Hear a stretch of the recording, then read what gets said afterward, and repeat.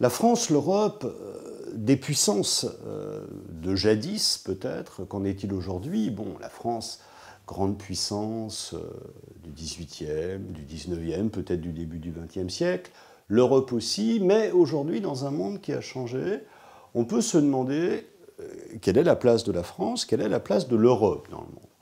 Alors, on constate effectivement que le monde a changé en regardant sur cette carte ce que sont les grands pôles de puissance aujourd'hui dans le monde, les États-Unis évidemment, mais aussi toute la partie asiatique du monde, l'Asie de l'Est, avec la Chine notamment, certains États des Suds, comme par exemple le Brésil ou l'Inde, sont aujourd'hui des puissances en devenir, et on peut se demander quelle est la place de l'Europe, et à l'intérieur de l'Europe, de la France, dans un monde qui est devenu, comme on le dit, multipolaire, c'est-à-dire où il y a plusieurs pôles de puissance. Mais il faut aussi se demander ce qu'est la puissance. La place d'un État ou d'une région dans le monde se mesure à sa puissance. Qu'est-ce que c'est que la puissance? Ce n'est pas seulement la puissance économique. On sait que l'Europe est un grand pôle économique, mais est-ce que c'est autre chose? Parce que la puissance, c'est aussi la puissance politique, c'est aussi la puissance militaire, la capacité d'intervenir dans le monde.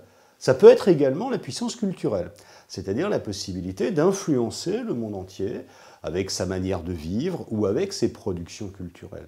À ce titre, il est peut-être utile de préciser dès maintenant, ce sera vu plus tard au lycée, que les États-Unis sont le seul pôle qui, à l'heure actuelle, dans le monde, a tous les aspects de la puissance. On a même pu utiliser, il y a à peu près une quinzaine d'années, le terme d'hyperpuissance pour qualifier la situation tout à fait exceptionnelle des États-Unis.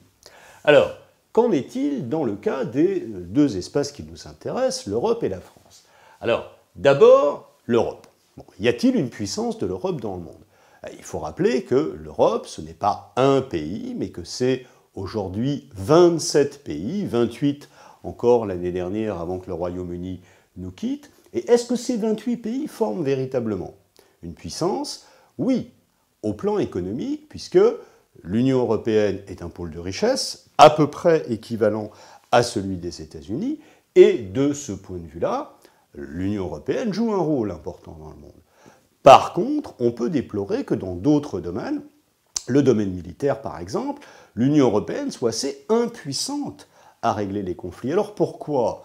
D'une part, parce que l'Europe n'a jamais vraiment développé un outil militaire, comme on dit, une armée, une politique étrangère susceptible de faire régner l'ordre ne serait-ce qu'à ses frontières, et d'autre part parce que la force politique de l'Europe, c'est la force politique de chacune des nations qui composent l'Europe.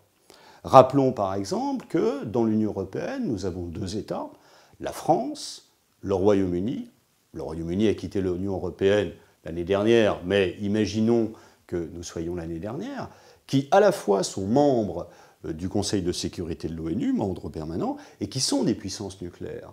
Donc c'est plutôt les États forts qui ont un rayonnement politique que l'Union européenne elle-même. C'est un peu la faiblesse de l'Union européenne de n'être qu'une force économique, comme le montre d'ailleurs ce document, où l'on voit bien que l'Europe est au centre du commerce mondial, que c'est le premier pôle d'échange aujourd'hui sur la planète. Et la France, qui n'est qu'une partie de l'Union européenne. La France a un rayonnement, ou du moins, elle pense qu'elle a un rayonnement. Car c'est cette idée qui est très intéressante à creuser, qu'on peut creuser un peu plus tard quand on est au lycée. Quel rôle la France veut-elle se donner dans le monde? Alors, l'économie de la France est devenue un peu une économie moyenne aujourd'hui. La France est un pays riche, mais qui connaît des difficultés, qui connaît un taux de chômage élevé et une croissance faible. Bon, néanmoins, il y a des fleurons de l'économie française qui s'exportent à l'international, comme par exemple l'aéronautique ou les produits de luxe. Mais la France a la volonté de rayonner dans d'autres domaines.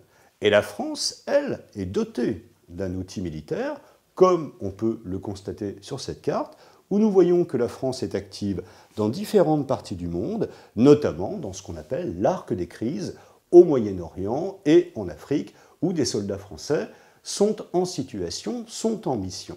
Donc la France a véritablement une volonté de rayonner dans le monde, ce qui est rendu possible aussi par le fait que nous possédons ces fameux territoires ultramarins qui sont évoqués dans une autre leçon de géographie et qui sont autant de points d'appui pour la présence française dans le monde. On peut ajouter également qu'il y a un art de vivre à la française. On a parlé du luxe tout à l'heure à propos de l'économie. On peut évoquer le tourisme, la gastronomie, qui sont des choses qui identifient la France dans le monde. Alors, en conclusion, on a indiscutablement, avec la France et l'Europe, des États, des régions dont on a le sentiment quand même qu'elles sont un petit peu sur le déclin sur la scène internationale par rapport à des puissances très émergentes comme par exemple la Chine.